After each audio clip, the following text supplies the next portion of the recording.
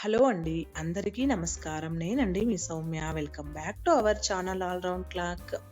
ఇవాల్టి వీడియోలో పప్పుచారు. మనం తెలుగు వాళ్ళమంటున్నట్టే మనకు గుర్తొచ్చేది పప్పుచారు. సాధారణంగా చాలా ఇళ్లలో పప్పుచారుని కందిపప్పుతో చేస్తారు. అయితే మందమైన ఆకృతిని పొందడానికి పెసరపప్పును కూడా వేసి పప్పుచారును వండుతారు.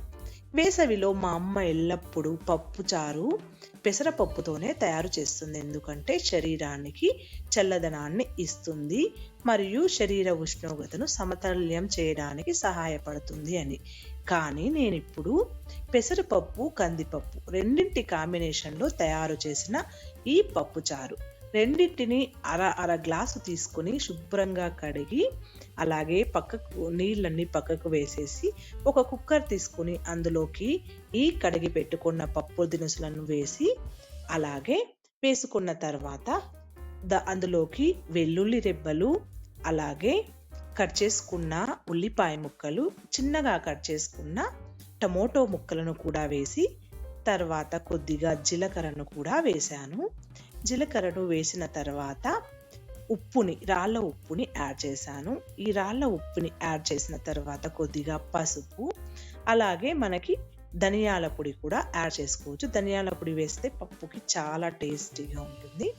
ధనియాల పొడిని యాడ్ చేసిన తర్వాత కారం పొడి. నేను పచ్చిమిర్చి వేయడం లేదు, జస్ట్ కారం పొడి మాత్రమే వేసుకుంటున్నాను.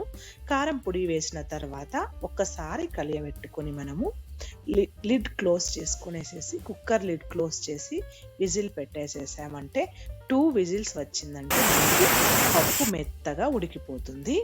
ఇలా మెత్తగా ఉడికిపోయిన పప్పుని తీసుకొని మనము పప్పుని బాగా ఎనుపుకోవాలి. ఇంట్లో మనం రోజు చేసుకునే సాంబార్ లాగానే ఈ పప్పుని కూడా వండుకోవచ్చు. సాంబార్కైతే మనం సాంబార్ పొడి వేస్తాము. ఈ పప్పుకైతే మనము సాంబార్ పొడి ఏమీ యూస్ చేయము. ఒట్టి కారం పొడి, రెడ్ చిల్లీ పౌడర్ యాడ్ చేస్తాము.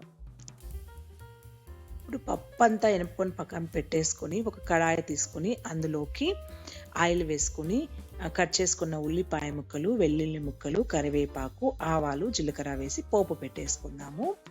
బాగా మనకి గోల్డెన్ బ్రౌన్ వచ్చే వరకు ఉంటే చాలా టేస్టీగా ఉంటుంది పప్పు అయితే.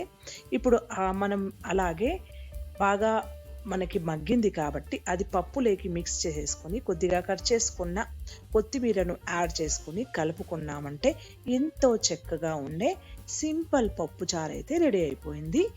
మీకు కూడా ఈ వీడియో ఈజీగా హెల్ప్ఫుల్గా ఉంటుందని అప్లోడ్ చేశాను. నచ్చినట్లయితే సపోర్ట్ చేయండి.